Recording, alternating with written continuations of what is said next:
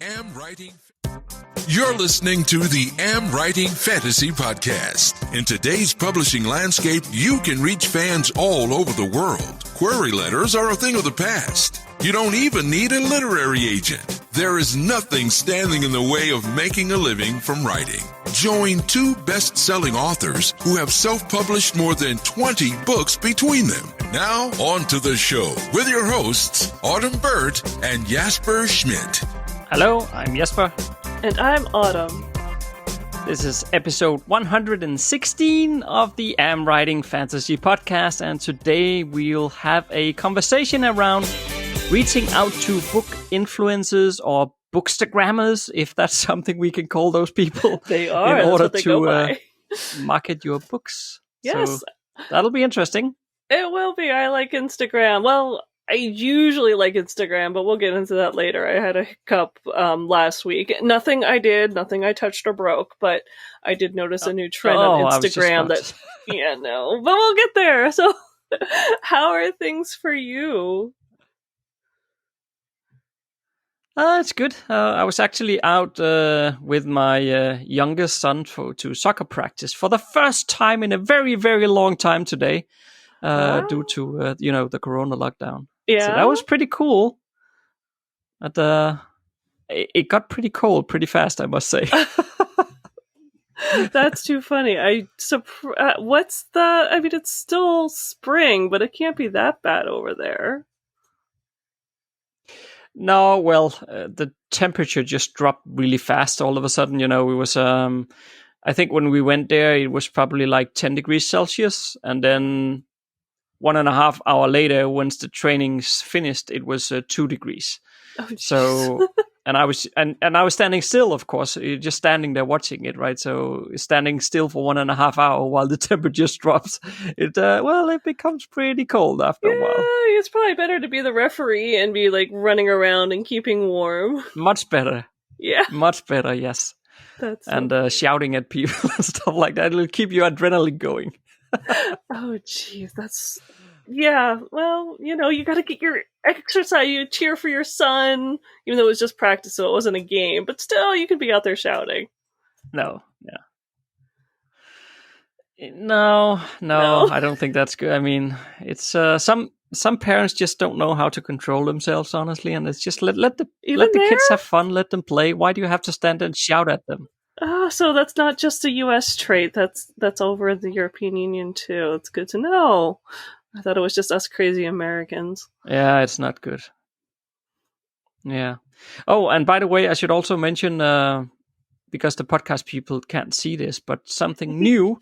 We've actually started recording video as well while we're recording this podcast episode. So if anyone wants to see us, then head on over to the Am Writing Fantasy YouTube channel. Or don't. No, our how we record these has changed, and they're offering video. And last week we could have done it last week, but I was still under an old modem that had 3 megabyte upload speed. I'm in a really rural area, rural cell phone internet. But we just got 5G modem, and it actually is the fastest internet we've ever had. So I'm feeling pretty good. And it's working. And it's working. I didn't set it up. My husband did. I didn't touch it. He won't let me. And so this was the big rollout, which is pretty good timing. We only missed one potential episode that we could have recorded with video. So that's not too bad. Yeah. So the Am Writing Fantasy YouTube channel will show the video feed as well. If anybody interested, I can't see why anybody would be, but but if they are, then that's an option. Absolutely. My husband actually has been complaining. He's like, I don't like YouTube videos that are just static images, and I'm like not saying anything like, yeah, that's ours, but now it isn't. So that's a good thing. Yeah. So anything else going on your side? Everything. I mean, I feel like, you know how it is when you things just aren't going well. And I felt like I was stuck, and I'm just sitting there spinning my wheels and grinding the gears. And whatever was holding me back, I was just trying to move an inch. But whatever was holding me back let go. And instead of just moving an inch, I got slingshotted to like the next state. And suddenly my life goes from like just trying to get one thing done to suddenly like 20 things coming at me. And it's good, but it's just suddenly I can't keep up with suddenly everything that's coming towards me of little things I'd set in motion ages ago when I was just trying to move that little bit of an inch. So I think of it's like playing a game of catch, but your opponent or your cooperator is invisible and they're throwing hot rocks. And I'm just grasping at air, hoping to stay afloat. But yeah, so it's a total change. I haven't broken anything, and suddenly things are working well. And that's a good thing, but I'm not caught up yet. Well, sooner or later, right? Yeah. As I said, my tombstone will say, to be continued. A week on the internet with the AmWritingFantasy podcast. Sorry, I started to sound it too early there, but never mind. Okay. So, just a last reminder here, if you didn't pick it up from last week's episode, we are currently running a special offer on Patreon. Yes, which is fantastic. We hope you will come and join us over there. At least come and check us out for just $1 a month. You can join us and help support this podcast, which we definitely appreciate. Nothing's free. I mean, the software we use for uploading and recording and hosting, it all costs a little bit. So every bit helps us afford that. So if you like us, Patreon's one way of not only helping to support us, but getting something back, especially right now during these special sign-up offers. Yeah, so for a limited time, everyone who joins us on Patreon will get some extra prizes on top of the ones that we already offer on each of the different tier levels. So everyone, and that includes the existing Patreon supporters, will get an ebook of our guide that is called Plot Development, which is an end-to-end walkthrough step-by-step on how to develop plot for a novel. Also develop the characters and the character arcs. And we will also make a draw. Yes. So, yeah. One lucky winner will get to have a mentoring session with both of us on something. I assume it'll be on books, I hope, either writing or publishing. I don't know. Did we limit this? What your mentoring session could be on? I can do a small house building, but hopefully it'll be on books. House building, how to swim a mile. Oh, you how to be a referee, soccer coach. Oh, yeah, okay. So we could do a few things, yes. How to travel the world. But how to behave yourself will be better. I won't be good at that one. Yes, so that'll be fun. I mean, it gets one-on-one coaching, so that'll be fantastic. Yeah, so in short, there's never been a better time to sign up to support the AmWritingFantasy podcast than right now. But you will need to be quick about it because this special offer ends on the 22nd of March. So, as always, you will find the links to Patreon in the show notes. And on to today's topic. Okay, so what are we talking about here? We are talking about Instagram, which, okay, true confession for you. How often are you on Instagram? I don't even have an account. What? Was I supposed to prepare something for today? Yes. Do we need to just cut it now? Say thank you, that was it? Oh, I'm good at making I hope you got a lot of No. This is No, so I don't even have an account on, yes. But you've seen Instagram, right? So... You can look at it and you can see it from computers and other places, even if you don't have an account. So I'm hoping you've maybe seen an Instagram post before. No? Yes, Okay, but mostly you can't see much, to be honest, because if you click on an Instagram post and you don't have an account, you can see the image, but then it'll just ask you to log in. So you can't really do anything. You could just see the image, and that's more or less it. I think before Facebook bought it, yeah. you could actually see the posts and everything. It was more like Twitter, where you could actually follow it and see it. I remember seeing websites that would have all their Instagram images. So, yeah, I could see Facebook maybe messed it up a little bit, but we won't go there. We won't mention that. But no, so Instagram, I have to admit, it's been one of my favorite social media platforms of probably the last couple of years. I used to be big on Twitter. I never liked Facebook, but Instagram, I like. So I don't mind talking about this one. No. And I think, well, we'll see how we get to it, but I would like to have some thoughts at least around the effectiveness of it all as you see it. Yes. But maybe we'll get to that. I don't know. But yes. Definitely. Well, I think we should start with, for anyone else not familiar with, if you're looking at maybe trying out Instagram. So Bookstagram is a hashtag on Instagram. And it's just one of many hashtags that are out there. I mean, there's Bookstagrammer, which you did come up with. That is correct. Everyone who does a Bookstagram is a Bookstagrammer. There's books, and Reading Live, Book Life, Books of Instagram, Readers of Instagram. There's all of these hashtags. And Instagram's different because you can follow hashtags just like people. So you can follow your Bookstagrammers, you can follow fantasy writers, you can follow fantasy readers. That's a good one to follow. And then you can interact, find new posts of people you don't even follow by following the hashtag. And so that's what a Bookstagram is. That gives you an idea. So it's a very active, you might be surprised, there's a lot of readers. There's a lot of active book audience on Instagram. And they're geared towards younger, it's mostly 30s and younger. So if you are a YA or if your target audience is a younger crowd, this is a good place to hang out and get to know people because they tend to be friendly. But yeah, it's fun, but there's definitely some Instagram rules and ways of approaching if you want to use it as an advertising platform. There's definitely some ways of doing it and some ways of not doing it, of course. Okay. Yeah, we definitely need to get into some of those. Yeah. But it's basically like booktubers, but just on Instagram. It's a sort of the same thing, right? Yes. Not that I don't do video, so I don't know anything about booktubers. We do that podcast. It is all on you, okay?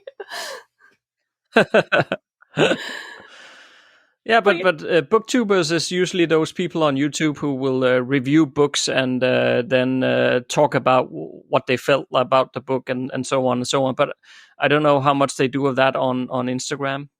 It depends, and that's what's really the key. So most people hear about Instagram influencers. I mean, they've been targeted by, some Instagram influencers have millions of followers and they make lots of money by reviewing products or promoting products right on their channel. For some reason, Instagram, it's sort of okay to be a promoter, like a lifestyle promoter. Instagram is more selling a lifestyle than a specific thing.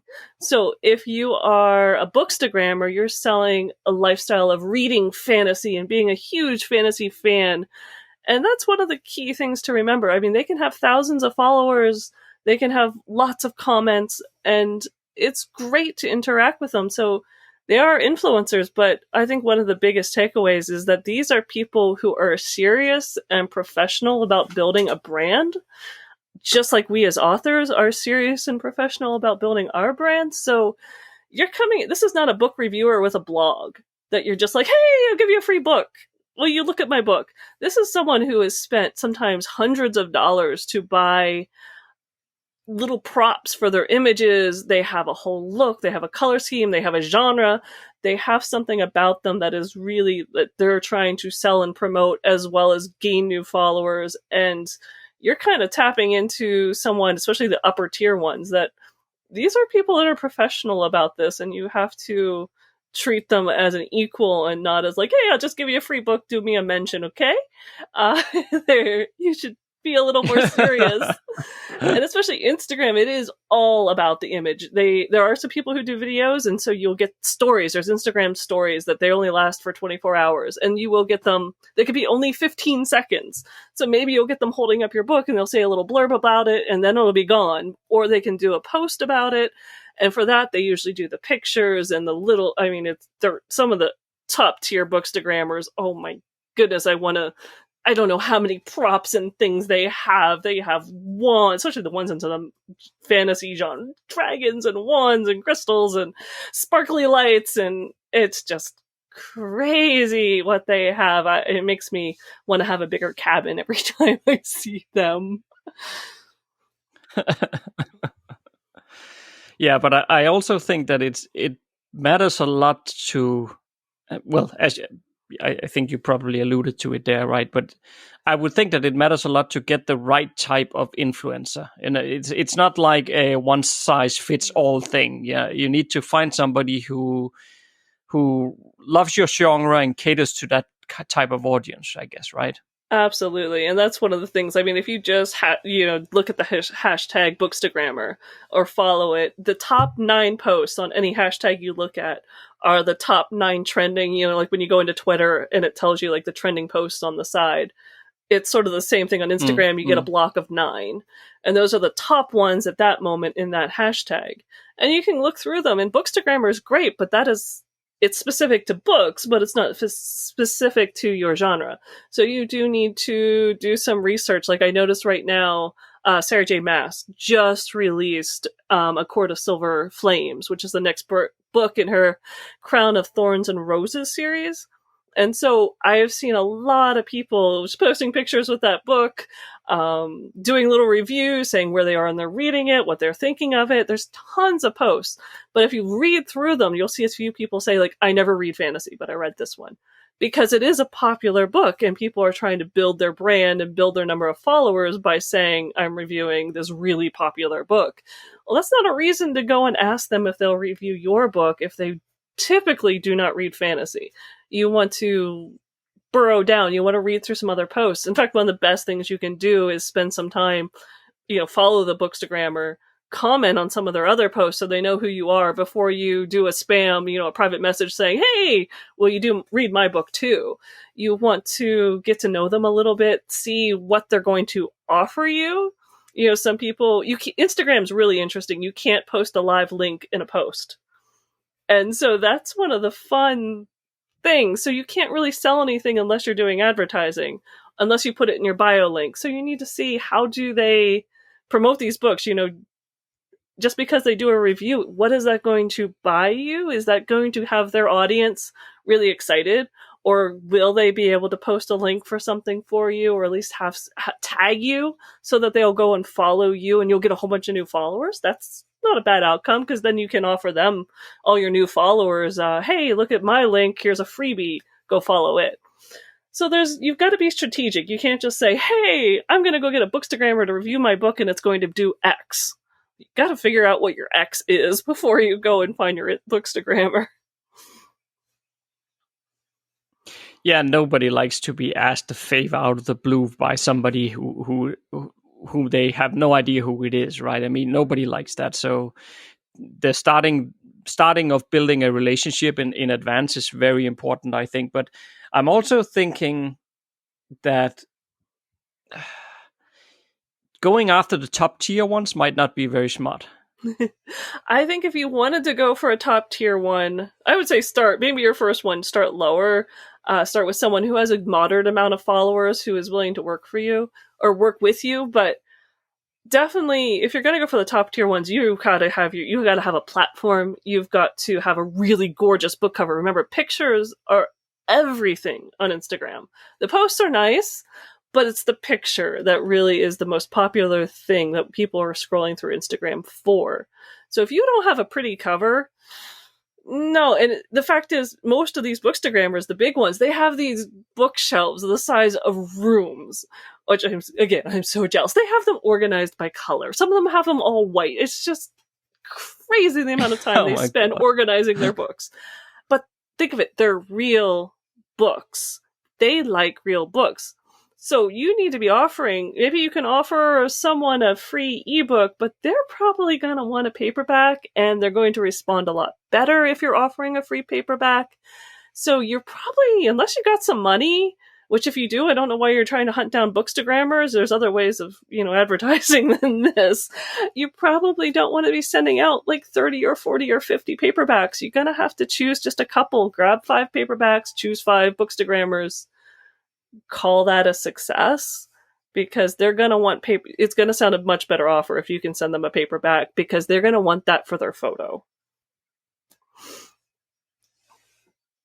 No, and that definitely makes sense. But then again, it's because I'm not into this world, right? But my thinking is just like, well, they want a photo, so a ebook cover that's a photo, right? What's the problem? But I guess it's because they are taking photos themselves and stylizing and all that kind of thing, I suppose, right?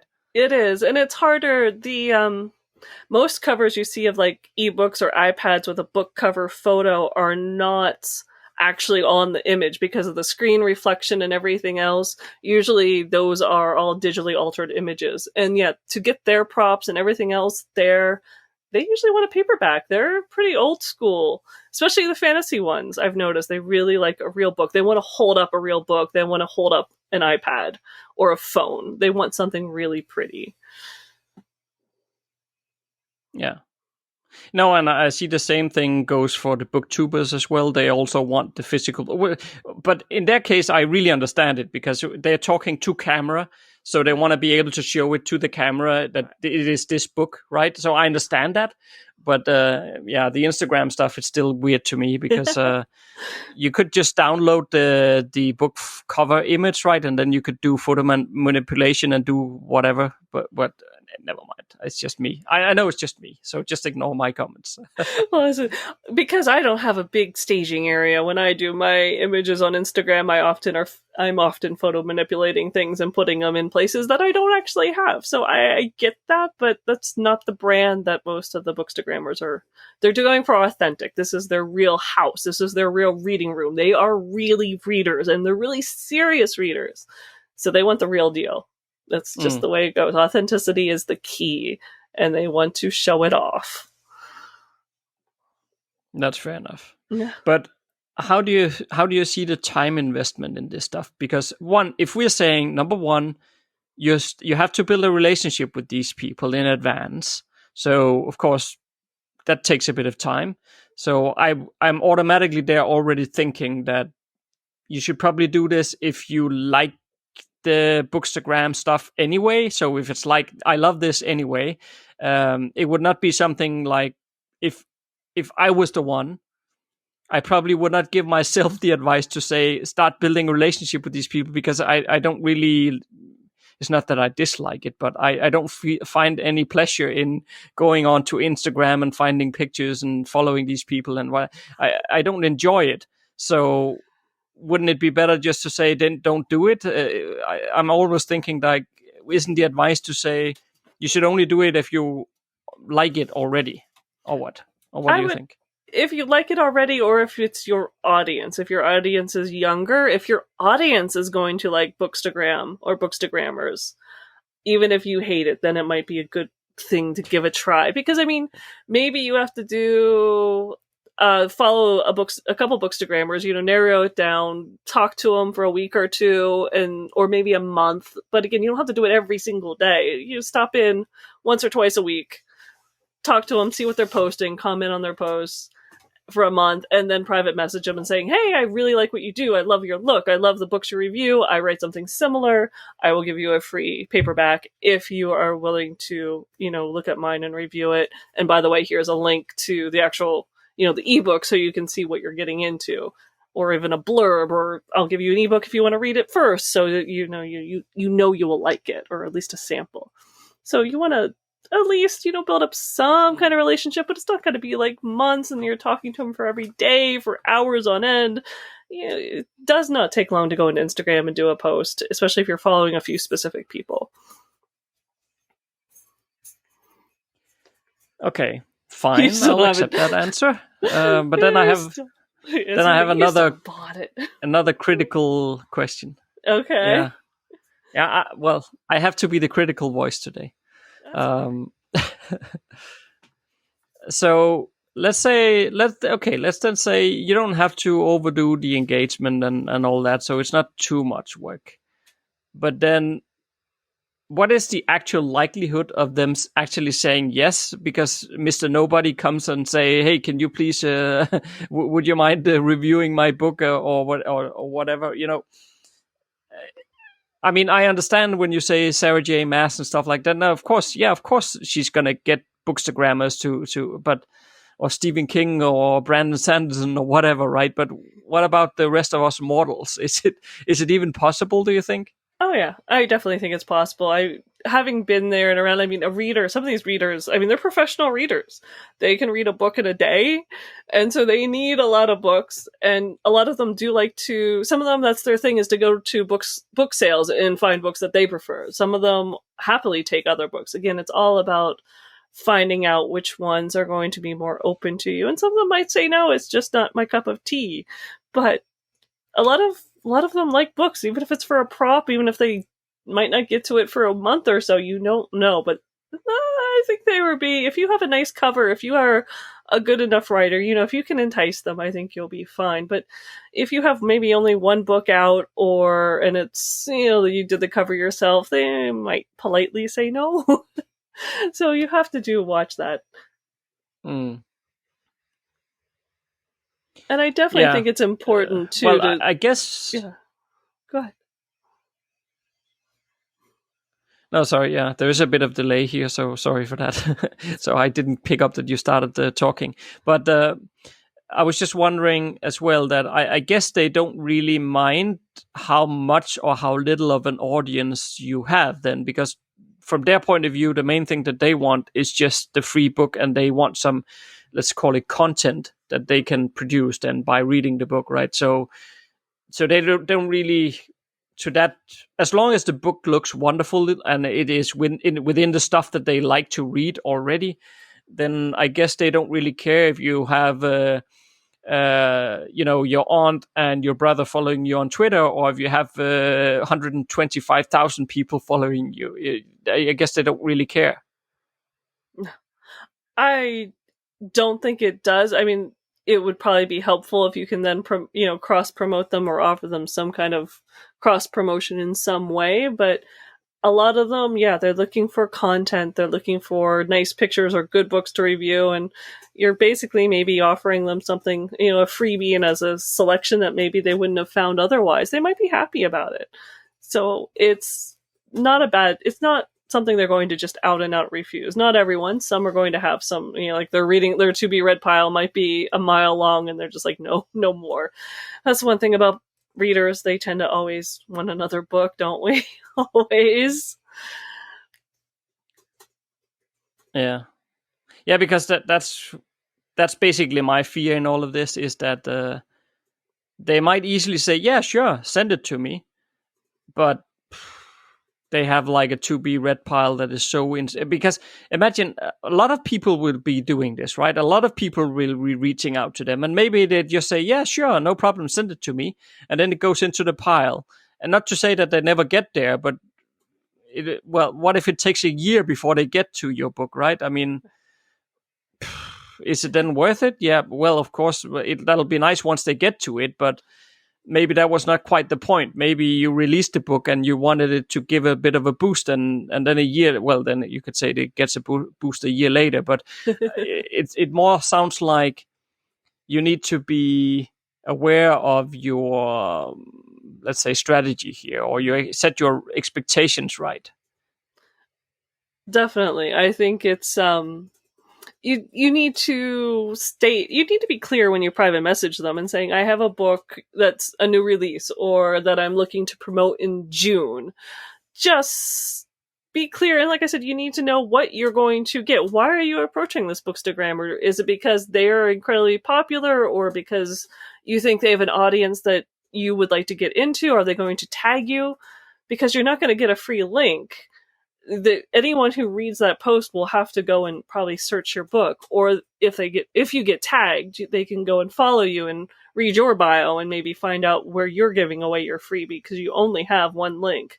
So those are the things to keep in mind, that you don't have much of a, there's not a big advertising thing. So you have to be really clear on what you're expecting. If it's going to be followers to come and follow you, or you're going to have a sale that's going to go with this book, then you need to tell the Bookstagrammer, hey, I'm planning on doing this. Would you be willing? Is this something you want to work together and do? Or you could do this review, and when you do the review, I'm going to give you 5 ebooks that you can give away for free as well as part of your platform. There's a lot of things you can make up and that they can do as well. And that is not atypical on Instagram. A lot of people do, like, hey, I'll choose 5 people from my comments to give in, I'll private message you a link to get a free book. People do comment giveaways a lot on Instagram. It's like tag, follow, comment, and they will give away a book. And team up with a big Bookstagrammer, or even a moderate Bookstagrammer, do that with you. It could benefit both of you. You're giving them something to give away for free. They're getting content and also building their own platform, and you're going to cross post. And if your audience, likes Instagram as a younger audience, this could be really fun. You can have fun with. I think that's the thing to remember, is just Instagram. It's a lifestyle, and so you're selling reading, you're selling fun and adventure, and that you love your readers. Those are the vibes you should be giving out with your post and with your offer. And if you do that, I think you will get a good response. If you're, just saying, hey, here's my freebie, I think you'll like it, you should read it, you're probably going to hit a brick wall. Not a problem. Yeah, I think so too. And well, I guess it's up to people to try. I mean, why not? You can try it out. It doesn't cost you anything to send an email or contact these people. So in that sense, you can try it out. But I'm still thinking that it might be more difficult than you think. You're challenging me to go give this a try, aren't you? yeah. Try it out and see how many people you can actually get to say yes. Because I might. No. Okay, let me rephrase that. I think you can get people to say yes, but I'm not so sure that they will get to it within the time frame you would like them to. It would be an interesting topic, but I think, again, it comes down to, especially right now I'm releasing a whole series, so I know I'm going to be releasing books from here till June. If I could set up a Bookstagram, or even with the final book, that they're going to maybe read 1 or 2 of them, or maybe I'll give them all in the series. That's not you're planning ahead. It's like planning ahead all of your advertising. You're not expecting an immediate thing. I mean, they're going to have to read you have to ship the book. They have to read it, they have to post it. So it might not happen, but I think being clear, a lot of these, like I said, to them, this is a professional level business. So if they're not being clear and concise and can't give you a time frame, then move on to someone who can give that to you. No, you don't want little, oh yeah, looks good, I'll get to it sometime in 2024. You definitely want to pin it down. And to me, the biggest hurdle in the challenge I see, I mean, I do like Instagram, but I do see problems because it is constantly changing. Facebook does own it now, and Facebook likes to change things quite a bit. Yes, and they love that. Yeah, and so it keeps changing. Like when I first joined Instagram, you never saw a promotional post, or you'd see one every 20 or 30. And then they changed it to one every 3rd post became promotional. And then they'd have 3 together. And then they stopped doing that, and they changed how you do it. But there's days that I go on there and I'm like, I just can't take that. And then last week, of course, when we're talking now, it'll have been 2-3 weeks ago, I went on and all of these cross posts from TikTok. And I'm not on TikTok for a purpose. I don't really like video. I don't want to do TikTok. It's not Instagram. Instagram tends to be static images. They have some video, but it's Instagram TV never took off. It's not a big thing. So most video are very small or some little blurry images that are moving a little bit. And suddenly there's all these cross posts from TikTok that were, one, not formatted to the Instagram size, which is 1400 by 1400. So they were odd size, stretched wrong, and I just couldn't take it. I'm on there for the pretty pictures, to talk to authors I like, to have conversations, and suddenly all these people doing TikTok stuff. I was just like, I'm done. I didn't even look at it the rest of the day. So, if you give a book to somebody, I don't know what Instagram will look like in 6 months, as much as I hate to say it, but I don't know. It could change hugely, because every once in a while, if Facebook decides to roll out a massive change to Instagram, and there's usually an uproar and then they bring it back a little bit, but it's not owned by the original founders who had the vision for it that it used to be. So it is changing constantly.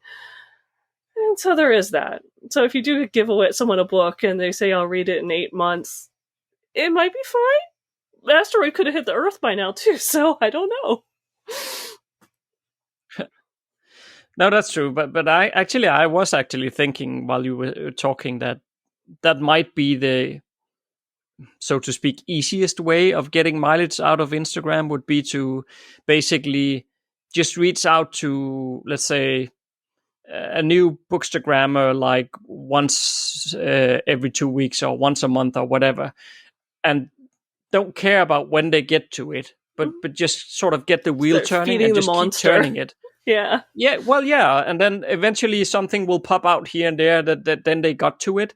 I mean, that could be a way where I think it could be working, but I'm much more hesitant if you have deadlines and you need it within this time frame. And so I think that will be difficult, especially if you're talking about maybe not the low grade influencers, but if it's influencers with a big following who does this as a professional level, they will not, abide to your time scale. You will have to abide to theirs. Yes. And that means that maybe you have to wait 10 months or whatever. But if you keep feeding the monster, as you say, every week or every second week or once a month or whatever you have the time for, then, well, something will trickle out down the road, right? So that might be something that could be worth it. Absolutely. And it is, to me, and the only caveat I have is that you're building a platform on someone else's platform. And you and I have discussed this a lot, especially recently. Oh my God, yes. Yes. And so that's great if you get 50,000 Instagram followers and you become your own influencer, an author influencer. That's fantastic. I don't know many author influencers other than the really big names that have that many followers. I mean, it seems a lot of them cap out at the 5,000 to 10,000. There's a few who get a little bit higher, but I think that's great. But I have to admit, I spent a lot of time last week formatting some images to do a character. A lot of people sometimes format some stuff for character introductions or cover reveals. They do all these things and it's great. And then I'm like, it's gone. And, it'll be on my feed for a while, but essentially if I post once a day or a couple times a day, it's going to trickle down really quickly. I ended up taking the images and putting it on my blog and spreading that out to Amazon and Goodreads and all these other places that I think it did a lot better. And by being on my blog, it'll last a lot longer. I sent it out to my poor subscribers that I have neglected recently. So I do think it is one thing to consider that what are you doing on Instagram? How is it helping your platform? Yeah, it's great to build something there, but how are you going to convert them into readers? And if Instagram changes hugely, how are they going to find you so that they're on your mailing list or they know where your website is so that they can go and find you? Because, Facebook used to be the big thing and maybe it still is, but I think it's tanking. Twitter, I have so many followers on Twitter, but I have not been active really on that platform for a long time because it's just changed too much and I'm not that interested. And I have to admit, I'm a graphic designer. I like pretty pictures. That's why I don't do forums. It's just pictures. I like pictures. Yeah, but getting people from those platforms, whichever one it is that you're using, in this case, Instagram, getting them off of there and onto your email list is absolutely key. I mean, years ago, I wrote a book about how to use Twitter as an author. And lo and behold, like 6 months after I published that book, Twitter changed the terms and conditions so that the strategy that I was using to actually get people off of Twitter and onto the email list stopped working. So that's the thing that I think you always just have to keep in mind with this stuff, that if you are not funneling them away from the platform and onto your email list, it could go away tomorrow. And then when I say that, I also know that many people will think, yeah, but that's not really going to happen. I mean, what about YouTube? And people have been YouTubers for years and years and years, and they earn a living. And that's true, yes.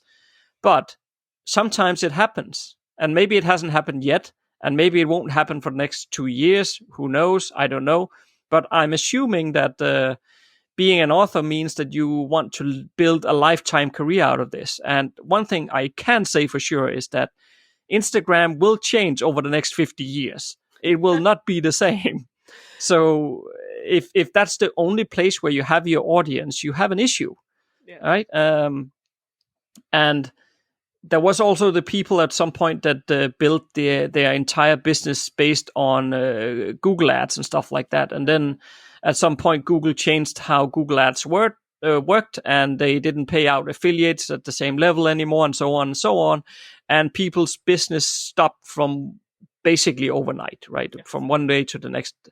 So it's not to sort of paint a doomsday picture out of things, but I think it is important to be mindful that it's only when you have the control over the customer data that you can build a proper sustainable business, because otherwise you will always be dependent on the, whims and ideas about whatever the other platform is. This same thing with Facebook, right? I mean, a lot of authors at the moment are self-inclusive, has quite big audiences, maybe in Facebook groups and stuff like that. And if that's the only place where you have them, you have an issue. Yes. So yeah, I think this sort of stuff is really, really important.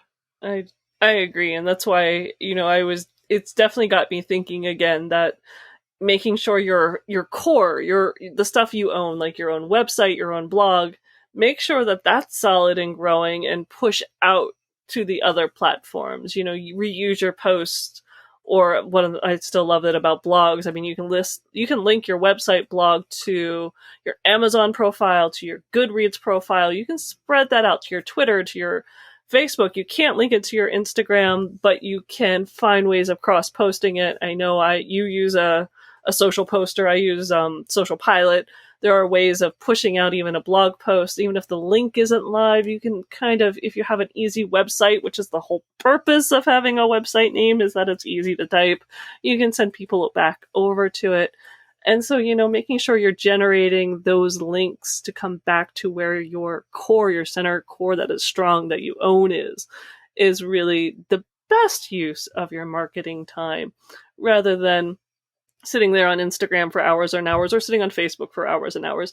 That's, one, not helping you write, and two, it's not a platform you own. So at the end of the day, those people could disappear overnight if something changed in the platform.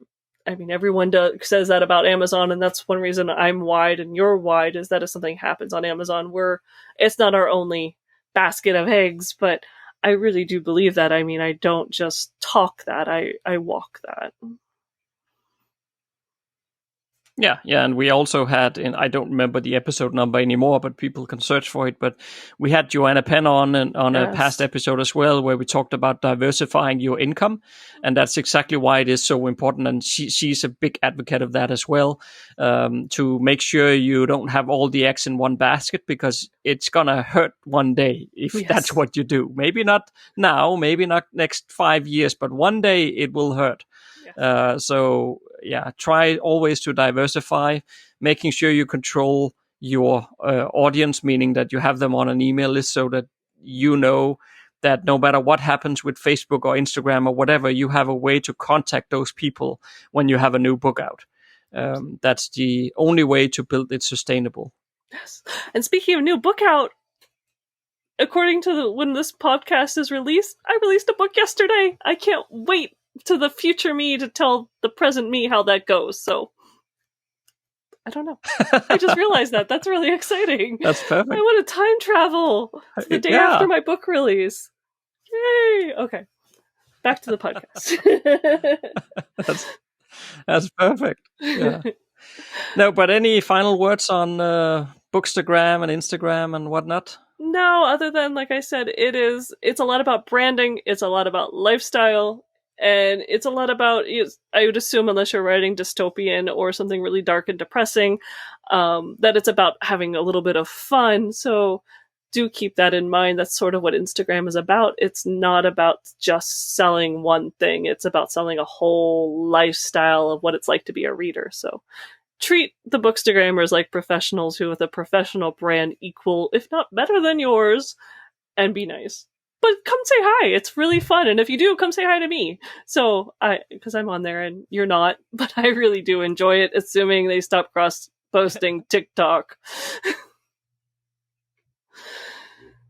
Well, maybe one day. We'll see. Okay, so next Monday we are going to share some tips and thoughts on writing a first draft. We'll try to be as helpful as we can when it comes to first drafting.